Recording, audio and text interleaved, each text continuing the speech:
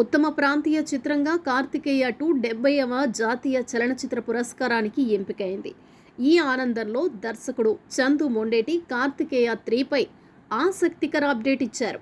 Karthikeya part 3 తప్పక ఉంటుందని స్పష్టం చేశారు. పార్ట్ 2ను మించి ఉండేలా ప్లాన్ చేస్తున్నట్లు తెలిపారు.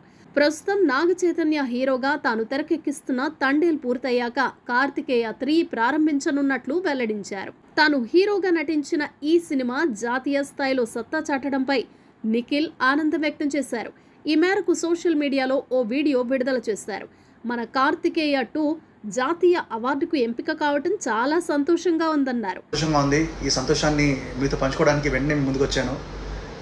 ఆ ఆనందాన్ని మీతో పంచుకోవాలనిపించిందని, ఈ సినిమా విజయాన్ని అందుకోవటానికి జాతీయ పురస్కారానికి ఎంపిక అవటానికి కారణం చిత్ర బృందం అన్నారు.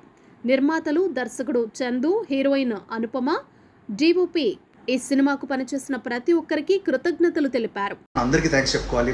మా డిఓపి కార్తిక్ ఘట్టంనేని. నమస్తే అండి, నేను మీ నిఖిల్ని. ఇందాకే ఒక అద్భుతమైన న్యూస్ వినడం జరిగింది. మన సినిమా కార్తికేయ 2 నేషనల్ అవార్డు గెలుచుకుందని. చాలా సంతోషంగా ఉంది. ఈ సంతోషాన్ని మీతో పంచుకోవడానికి వెంటనే ముందుకు వచ్చాను. ఈ సినిమా ఇంత సక్సెస్ఫుల్ అవ్వడం అండ్ ఈ అవార్డు రావడానికి క్రెడిట్ మా ఎంటైర్ టీమ్ అండి.